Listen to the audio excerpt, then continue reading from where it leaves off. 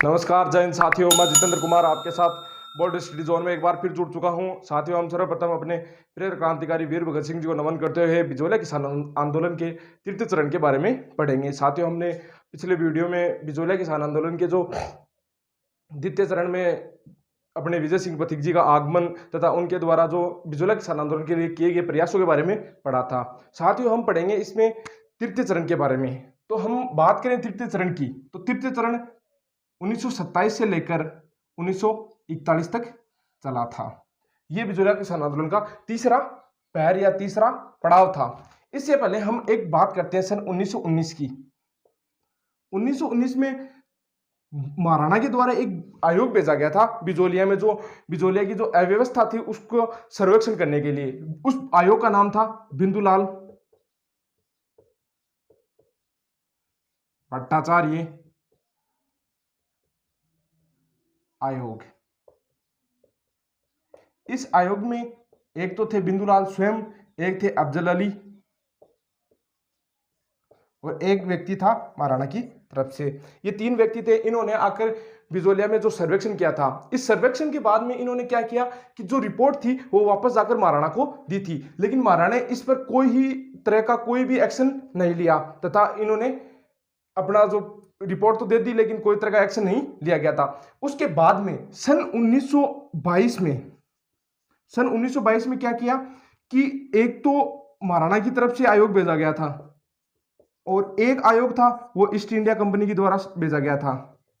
East India company द्वारा या जो भारत सरकार थी उस समय उसके द्वारा भेजा गया था। और एक था माणिक्यलाल वर्मा के नेतृत्व में, माणिक्यलाल वर्मा के नेतृत्व में ये 15 सदस्यीय आयोग था। ये जो माणिक्यलाल वर्मा के द्वारा जो बिजोलिया से ले जाया गया जो आयोग था वो 15 सदस्य था, उसमें 15 सदस्य थे। इन्होंने मिलकर क्या किया, 11 जून 1922 को एक बैठक की। उस बैठक में यह निश्चित किया गया कि आने वाला जो भूमि बंदोबस्त है या जो भविष्य में जो भूमि बंदोबस्त किया जाएगा वो बिजोलिया के लोगों के हित में किया जाएगा। इन्होंने मिलकर एक इसके नियम या एक संरचना तैयार की गई थी इनके द्वारा।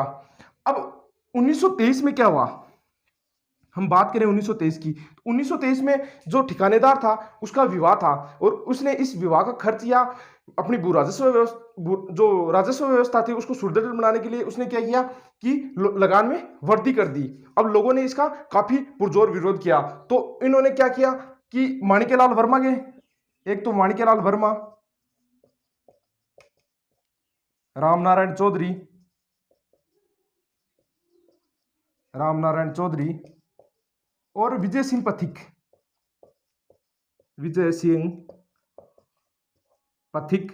इनके नेतृत्व में इन्होंने क्या किया, इसका पुरजोर विरोध किया। और इसने क्या किया ठिकानेदार ने कि विजय सिंह पथिक को गिरफ्तार कर लिया गया सन 1923 में। अगर क्वेश्चन आया कि विजय सिंह पथिक को कब गिरफ्तार किया गया, तो सन 1923 में इनको गिरफ्तार कर लिया गया। रामनारायण चौधरी को बिजोलिया से निर्वासित कर दिया गया। और जो साधु सीताराम दास थे, साधु सीताराम दास, वो कहां चले गए, मालवा चले गए बिजोलिया छोड़कर। तो सन 1923 के बाद में जो बिजोलिया किसान आंदोलन के जो प्रमुख नेता थे वो कौन हो गए, माणिक्यलाल वर्मा। अब हम बात करें इस 1923 के बाद की, तो 1923 के बाद में क्या हुआ कि लगान में तो वृद्धि कर दी गई तथा जो बिजोलिया के जो व्यक्ति थे उनकी जो मांगे थी उनको पूरा नहीं किया गया और पथिक जी को गिरफ्तार कर लिया गया था। साधु सीताराम दास बिजोलिया छोड़कर मालवा चले गए थे और रामनारायण चौधरी को निर्वासित कर दिया गया। तो मुख्य नेता कौन रह गया, वो थे माणिक्यलाल वर्मा।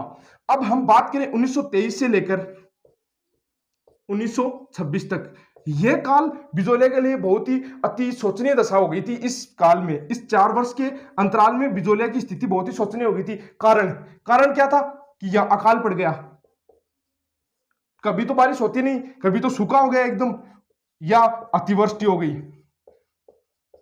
तो इस स्थिति में क्या हुआ कि लोगों को लगान तो छोड़ के अपने स्वयं के पेट भरने के लिए भी दाने नहीं थे लोगों के पास में, और एक तरफ भूमि का लगान देना पड़ रहा था।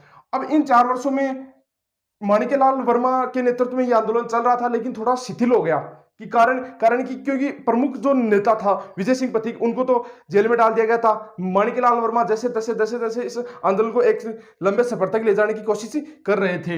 इसी बीच सन 1926 में क्या कि भूमि बंदोबस्त लागू हुआ। भूमि बंदोबस्त और जीसी ट्रेंच ये सेटलमेंट अधिकारी थे। जीसी ट्रेंच ये सेटलमेंट या भू राजस्व अधिकारी थे, और एक थे उप भू राजस्व अधिकारी, उनका नाम था महेंद्र सिंह राणावत। महेंद्र सिंह राणावत। अब ये जो महेंद्र सिंह राणावत थे, ये जो ठिकानेदार थे उनके कुछ रिश्तेदार थे। तो इन्होंने क्या किया कि जो भूमि बंदोबस्त की जो शर्तें तय हुई थी 1922 में, उनको उन भूमि बंदोबस्त की जो शर्तें थी उनको अनदेखी करते हुए महाराणा या ठिकानेदार की जो उनकी तरफ जो भी मतलब उनको जो भी फायदा हो रहा था उस हिसाब से भूमि बंदोबस्त करना शुरू कर दिया था। अब क्या हुआ कि सन 1927 में जब इनकी मांगे नहीं मानी गई या इनकी जो मांगों को अनदेखी कर दी गई, तो सन 1927 में माणिक्यलाल वर्मा के नेतृत्व में हजारों लोगों के साथ ये माणिक्यलाल वर्मा जीसी ट्रेंच से मिले, और जीसी ट्रेंच को उन 1922 की जो शर्तें थी उन याद दिलाई। लेकिन ये भी दबाव में आकर उनकी तरफ या महाराणा की तरफ या ठिकानेदार की तरफ जो भी उनको फायदा होता था उसी रूप में उन्होंने भूमि बंदोबस्त को लागू किया। अब हम एक चीज देखते हैं कि जो शुरुआत में जो हामिद हुसैन आया था भू राजस्व अधिकारी, हामिद हुसैन, उससे लेकर जो रॉबर्ट हॉलैंड तक जो भी जितनी भी समितियां थी, उन्होंने सभी ने बिजोलिया के जो लोग थे उनकी तरफ ही अपना जो मत था वो रखा था, या मतलब उन्होंने स्वयं ने सबने मिलकर यही तय किया था कि जो भी अन्याय हो रहा है वो बिजोलिया के लोगों पर वो सही नहीं है। मतलब उन्होंने जो भी रिपोर्ट तैयार की थी वो बिजोलिया के लोगों के पक्ष में ही तैयार की गई थी। अब 1927 में माणिक्यलाल वर्मा इनसे मिले, लेकिन इसका कोई भी फायदा नहीं हुआ। तो लोगों ने क्या सोचा कि हम सब मिलकर या सब जो जितने भी जो किसान थे उन्होंने निश्चय किया कि हम सब मिलकर एक साथ सामूहिक इस्तीफा देते थे इस भूमि से, या जो माल भूमि थी। अब ये उस समय भूमि दो प्रकार की होती थी, एक तो होती थी चाई भूमि, एक होती थी माल भूमि। अब ये जो चाई भूमि होती थी वो सिंचित भूमि होती थी। कैसी भूमि होती थी? सिंचित, जिसे सिंचाई करके जो अनाज उत्पन्न किया जाता था। और ये माल भूमि होती थी, ये होती थी कि बारानी भूमि। अब इस माल भूमि पर कर बढ़ा देने के कारण लोग इसका कर नहीं चुका पा रहे थे। तो लोगों ने क्या निश्चय किया कि हम सब सामूहिक रूप से इन पे महाराणा को इसका इस्तीफा दे देते हैं। तो माणिक्यलाल वर्मा ने समझाया कि हम पथिक जी के बिना किसी भी तरह का कोई भी निर्णय, इतना बड़ा जो निर्णय वो नहीं ले सकते। तो सन 1927 की बात है, 27 अप्रैल सन 1927 को पथिक जी को रिहा कर दिया गया था। पथिक जी को रिहा कर दिया गया था लगभग 3.5 वर्ष बाद। जब पथिक जी रिहा हुए तो माणिक्यलाल वर्मा ने पथिक जी को यह बताया कि लोग या किसान ये कह रहे हैं कि भाई जो संपूर्ण माल भूमि है उसका जो हम सामूहिक इस्तीफा दे देते हैं। लेकिन पथिक जी को डर था कि अगर ये जो इस्तीफे ये व्यक्तिगत रूप से लिए गए तो लोग भाई बहुत से किसान पीछे हट जाएंगे। लेकिन जब पथिक जी ने स्वयं ने सभी किसानों से बात की तो किसानों ने कहा कि हम व्यक्तिगत इस्तीफे न देकर सामूहिक इस्तीफे देंगे, तथा जो इनको जो दोबारा जो कोई मिलेगा भी नहीं भूमि लेने के लिए। तो इनको ऐसा लगा कि हाँ वास्तव में ये निर्णय बहुत ही अच्छा साबित हो सकता है। लेकिन यहां एक बहुत ही बड़ी विपदा या खड़ी होगी कि लोगों ने इस माल भूमि पर या किसानों ने माल भूमि के इस्तीफे तो दे दिए, लेकिन इसको माल भूमि को वापस लेने वाले भी मिल गए। महाजनों ने, जो महाजन या सेठ साहूकार थे, वो बड़े रूप में धन देकर इस भूमि को खरीद लिया। और ये बिजोलिया किसान आंदोलन की सबसे बड़ी भूल मानी जाती है। अगर उस समय ये इस्तीफे नहीं दिए जाते तो शायद बिजोलिया किसान आंदोलन 1941 तक न चलकर लगभग 1930 तक अपने चरम पर होता, या 1941 तक नहीं चलता। लेकिन जब इस भूमि के इस्तीफे दे दिए गए और भूमि को वापस लेने वाले मिल गए तो ये किसानों की सबसे बड़ी हार हुई। और इसका जिम्मेदार सिर्फ और सिर्फ किसको ठहराया गया? पथिक जी को, कि पथिक जी के कहने पे हमने इस भूमि के इस्तीफे दिए थे, लेकिन जो भी इनका जो निर्णय था वो गलत साबित हुआ। और यहां आकर पथिक जी रामनारायण चौधरी और माणिक्यलाल वर्मा है, तीनों में नीतिगत मतभेद हो गए। माणिक्यलाल वर्मा, तीनों में नीतिगत मतभेद हो गए। अब यहाँ किताबों में उल्लेख होता है कि ये तीनों में लड़ाई होगी, ऐसी कोई लड़ाई नहीं थी, ये सिर्फ इनके नीतिगत मतभेद थे। व्यवहारिक रूप से तो वो आपस में जुड़े हुए थे। और इस 1927 के बाद में जब पथिक जी ने इस आंदोलन से तटस्थ हो गए थे, तो इनका जो नैतिक जो सहयोग था वो इस आंदोलन के साथ जुड़ा हुआ था। ऐसा नहीं है कि भाई ये इस आंदोलन से परे हो गए तो मतलब इन्होंने कुछ नहीं किया इस आंदोलन के लिए। ये नैतिक रूप से इस आंदोलन से स्वयं जुड़े रहे। और इस पथिक जी के तटस्थ होने के बाद में इस आंदोलन का सीधा जो नेतृत्व है वो माणिक्यलाल वर्मा के पास आ गया था। सन 1927 के बाद में इसका जो नेतृत्व है माणिक्यलाल वर्मा ने बहुत बखूबी से निभाया था। अब इससे आगे की बात करें हम, साथियों आप स्क्रीनशॉट तो लेना चाहते हो तो ले सकते हो। अब 1928 की बात करें, 1927 के बाद में 1928 में जमनालाल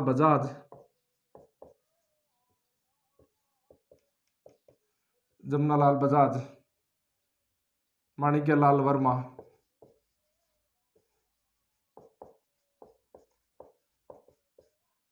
और हरिभाऊ उपाध्याय,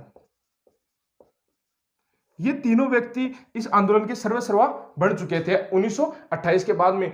अब हम बात करें इस आंदोलन में पथिक जी के हटने की बात, तो हम देखते हैं कि सन 1912 में पथिक जी सशस्त्र विद्रोह का नेतृत्व करने के लिए राजस्थान में आते हैं। और यहाँ आने के बाद में उनको पकड़ लिया जाता है और पकड़ने के बाद में उनको जब टोटगढ़ जेल में डाल दिया जाता है तो वो वहां से छुटकर आते हैं। अब ये जो बिजोलिया आंदोलन था वो अहिंसात्मक और सत्याग्रह पर चलने वाला आंदोलन था। इस आंदोलन के सत्याग्रह पर और अहिंसा पर चलने का कारण क्या था कि भाई इनके जो नेतृत्वकर्ता थे वो बहुत ही संयमी थे, मतलब उनमें संयम था। लेकिन जो पथिक जी थे वो एक क्रांतिकारी थे। रास बिहारी बोस, सचिंद्र सान्याल जैसे लोगों के साथ उन्होंने काम किया था। उन्होंने बहुत ही बखूबी से उनको एक योद्धा, एक क्रांतिकारी के रूप में तैयार किया था। लेकिन वो सिर्फ बिजोलिया को, किसान आंदोलन को सफल बनाने के लिए सिर्फ एकदम सत्याग्रह और अहिंसा के रास्ते पर चल रहे थे। लेकिन जब उनको लगा कि भाई इस अहिंसा और सत्याग्रह से ये आंदोलन एक चरम तक नहीं पहुंच सकता है, तो उन्होंने 1927 में इसे तटस्थ या किनारा कर लिया था कि भाई अब मैं इस आंदोलन में नहीं जुड़ा रह सकता, क्योंकि जो मेरे जो तरीके हैं वो तौर तरीके वो अलग हैं और आपके जो तौर तरीके हैं वो अलग हैं। ये उनका नीतिगत मतभेद था, न किसी प्रकार की लड़ाई थी। सिर्फ नीतिगत मतभेद होने के कारण ही उन्होंने इस आंदोलन से किनारा कर लिया था। और ये अपने सक्रिय तो नहीं रहे, लेकिन धीरे धीरे इस आंदोलन को नैतिक सहयोग देते रहे थे। अब जब जमनालाल बजाज 1928 में इस आंदोलन में जुड़ चुके थे, या इससे पहले भी ये इससे जुड़े हुए थे, लेकिन जो प्रमुख रूप से या उभरकर या प्रभावी रूप से इस आंदोलन से 1928 में ये जुड़ चुके थे। अब इन्होंने, जमनालाल बजाज ने जब हरिभाई उपाध्याय को इस आंदोलन का नेतृत्व करने के लिए आमंत्रित किया, तो हरिभाई उपाध्याय ने कहा कि अगर पथिक जी किसान पंचायत बोर्ड या बिजोलिया किसान पंचायत बोर्ड से अपना इस्तीफा देंगे तो ही मैं इस आंदोलन का नेतृत्व करूंगा। इनकी एक अलग ही शर्त थी। इस शर्त को पूरा करने के लिए या बिजोलिया किसान आंदोलन को प्रभावी रूप से, सुचारू रूप से चलाने के लिए पथिक जी ने सन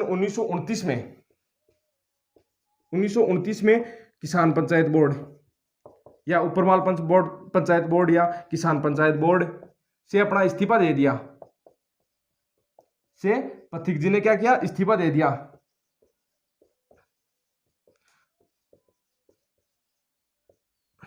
इस्तीफा दे दिया।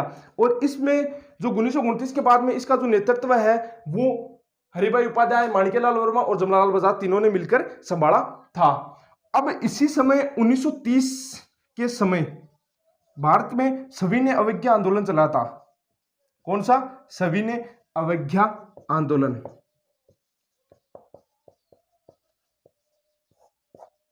अब ये सविनय अवज्ञा आंदोलन चल रहा था, तो लोगों ने मतलब जो ठिकानेदार थे, राजा थे, उन्होंने इन बिजोलिया किसान आंदोलन के जो नेतृत्वकर्ता थे उनसे बातचीत करते रहे और उनको आश्वासन पर आश्वासन देते रहे कि क्योंकि उनको कहीं डर था, या जो ईस्ट इंडिया कंपनी थे या एजीजी था, उनको डर था कि ये आंदोलन कहीं, ये जो सविनय अवज्ञा आंदोलन है, ये कहीं बिजोलिया किसान आंदोलन से न जुड़ जाए या लोग सविनय अवज्ञा आंदोलन से प्रेरित होकर उग्र न हो जाएं। तो इसके बीच में उन्होंने क्या किया कि ये सिर्फ इनको आश्वासन देते रहे कि भाई हाँ, हम आपकी मांगे मान लेंगे, या हम वो जो भूमि बंदोबस्त है वो आपके अनुसार कर देंगे, लगान कम कर देंगे, लेकिन उन्होंने ऐसा कुछ भी नहीं किया। तो सन अब जो 1927 में जब इनकी भूमि पर जो लोग मिल गए थे या महाजनों ने जब उनकी भूमि खरीद ली की थी, तो लोगों को अपनी जो पुश्तैनी भूमि थी उसको छोड़ना पड़ा। अब लोगों ने क्या किया कि भाई अब इस भूमि को वापस प्राप्त करना है। अब तक 1927 तक ये आंदोलन सिर्फ और सिर्फ किस पर चल रहा था कि 1927 तक तो ये आंदोलन था कि भाई लगान को कम करना है या भूमि का बंदोबस्त है वो सुचारू रूप से और सही रूप से होना चाहिए। लेकिन 1927 के बाद में ये आंदोलन किस पे रह गया था? भूमि वापसी पर, कि भाई हमें हमारी भूमि वापस चाहिए, क्योंकि ठिकानेदार या महाराणा ने ये भूमि किसको बेच दी थी? शेर साहूकारों और महाजनों को। अब लोगों के पास अपनी जो पुश्तैनी भूमि थी उसको बचाने के अलावा कोई भी रास्ता नहीं था। और इसी बीच मैंने बताया कि भाई जो माणिक्यलाल वर्मा है, हरिभाई उपाध्याय या जमनालाल बजाज है, ये व्यक्ति इस आंदोलन से जुड़ चुके थे। अब 1931 में अक्षय तृतीया के दिन माणिक्यलाल वर्मा के नेतृत्व में हजारों किसानों ने जो अपनी जो मालभूमि थी उस पर हल चलाना शुरू कर दिया। और इसमें क्या हुआ कि जो ठिकानेदार की जो सेना थी, महाराणा की सेना थी और ईस्ट इंडिया कंपनी के जो सैनिक थे, इन्होंने इन लोगों पर इतने जुल्म ढाए कि जो हम बता नहीं सकते, बयान नहीं कर सकते। और जो माणिक्यलाल वर्मा थे उनको गिरफ्तार कर लिया गया। माणिक्यलाल वर्मा को 1931 में गिरफ्तार कर लिया गया था।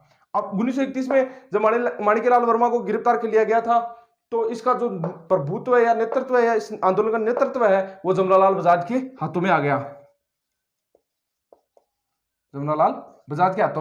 और जमनालाल बजाज ने लगभग 1.5 वर्ष तक इस आंदोलन का नेतृत्व किया गया। सन 1933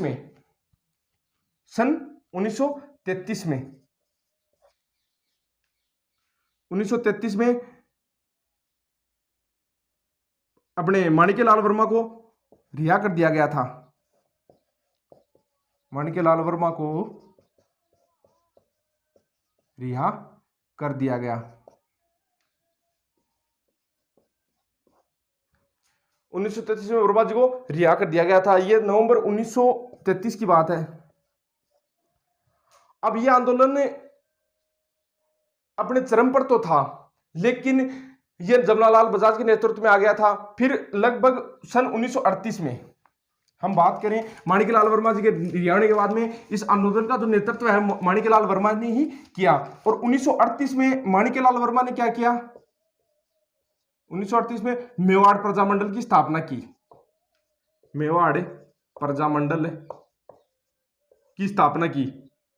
इस मेवाड़ प्रजामंडल की स्थापना के बाद में यह आंदोलन अपने पूर्ण चरम पर पहुंच चुका था, क्योंकि प्रजामंडल आंदोलन से बल्कि संपूर्ण मेवाड़ जुड़ चुका था। बिजोलिया नहीं, संपूर्ण मेवाड़ इस आंदोलन से जुड़ चुका था। इस आंदोलन से जुड़ने का कारण क्या था कि वर्मा जी को जो नेतृत्व था वो बहुत ही सुदृढ़ था, और लोग ये पूरा मेवाड़ बिजोलिया की जो घटना थी या जो बिजोलिया का जो आज तक जो चलता आ रहा आंदोलन था उससे बहुत प्रभावित हुए और लोगों ने इससे काफी जुड़ाव किया। और ये जो मेवाड़ प्रजामंडल की स्थापना है, ये इस आंदोलन या बिजोलिया किसान आंदोलन के लिए एक बहुत ही महत्वपूर्ण या लाभदायक मोड़ साबित हुआ था।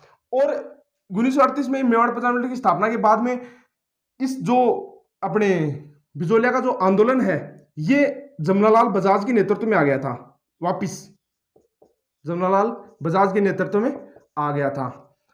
अब क्या हुआ कि सन 1941 में, लगभग 1939 की बात है कि 1939 में जो जमनालाल बजाज और रेवा उपाध्याय जब इस महाराणा से मिले या ईस्ट इंडिया कंपनी से मिले, तो उन्होंने कहा कि अगर ये जो बिजोला किसान आंदोलन के जो लोग हैं, अगर जो राष्ट्रीय आंदोलन और प्रजामंडलीय आंदोलन में अगर आप भाग नहीं लेंगे तो इनकी भूमि इनको वापस दे दी जाएगी। और सन 1941 में जमनालाल बजाज है, जमनालाल बजाज जो उदयपुर के जो प्रधानमंत्री या मेवाड़ के जो प्रधानमंत्री थे टी राघवाचारी, टी राघवाचारी से मिले, और टी राघवाचारी से मिले और इन्होंने जो मेवाड़ की जो संपूर्ण भूमि थी या जो माल भूमि थी, इस भूमि को लोगों को वापस लोगों को सौंप दिया। इस प्रकार सन 1941 में ये जो 44 वर्षों का जो सफर था, 44 वर्षों का जो सफर था, ये जय हिंद की उद्घोष के साथ समाप्त हो गया था। अब हम एक छोटी सी बात हम और देखते हैं इसमें 1927 की। 1927 में जब पथिक जी को रिहा किया गया था, 1927 में जब पथिक जी को रिहा किया गया था, तो पथिक जी के मेवाड़ प्रवेश पर रोक लगा दी गई थी या मेवाड़ प्रवेश को प्रतिबंधित कर दिया गया था। और यहां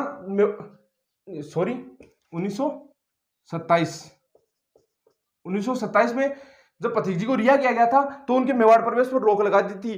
तब ये अपने जो पथिक जी थे वो कहां गए, तो हम बताते हैं कि ये ग्वालियर में गए। ग्वालियर में एक गांव पड़ता है फुरसारिया,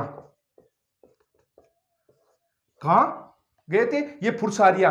और यहां लोगों ने बिजोलिया में एक प्रण ले रखा था कि जब तक हमारे साधु जी जेल से रिहा नहीं हो जाते हम बाल नहीं कटवाएंगे। जब इस राजस्थान और जो मध्य प्रदेश की एक सीमा पर एक गांव पड़ता है सिंगोली में जब पथिक जी के आगमन पर एक सभा रखी गई थी, उस सभा में लोगों ने अपने बाल कटवाए थे। पथिक जी को बिजोलिया के लोग हैं वो महात्मा जी के नाम से पुकारते थे। महात्मा जी किसके नाम से पुकारते थे? महात्मा जी के नाम से पुकारते थे। इस प्रकार हमने ये थोड़ा सा विजय सिंह पथिक के इस आंदोलन के प्रभुत्व के बारे में पढ़ा कि किस प्रकार बिजोलिया किसान आंदोलन के नेतृत्व के लिए उन्होंने क्या अपने योगदान दिए, किस तरह उन्होंने दूसरे राज्य से भी इस आंदोलन को संभाला या नेतृत्व किया, ये सब कुछ हमने पढ़ा है साथियों। इस प्रकार हमारा जो बिजोलिया किसान आंदोलन है वो समाप्त होता है और लोगों ने जो अहिंसात्मक रूप से लगभग 44 वर्षों तक जो अपना ये सफर था ये तय किया। और हम इसके साथ ही जय हिंद साथियों।